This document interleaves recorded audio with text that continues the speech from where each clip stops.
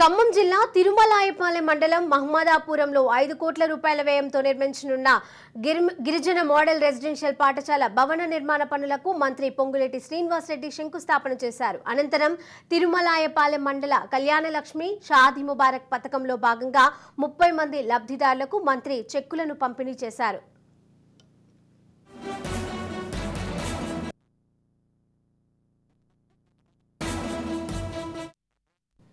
కాంగ్రెస్ 6 గ్యారెంటీల్లో ఉచిత బస్సు పథకం, రాజీవ్ ఆరోగ్యశ్రీలో 10 లక్షల పథకం అమలు చేశామని అన్నారు మంత్రి పొంగులేటి. ఈ స్థాయిలో ఉండటానికి కారణం ప్రజలు పెట్టిన భిక్ష అని. పదవులు, అధికారం శాశ్వతం కాదు. పదవులున్నా లేకపోయినా ప్రజలు తనను గుండెలో పెట్టుకున్నారని అన్నారు.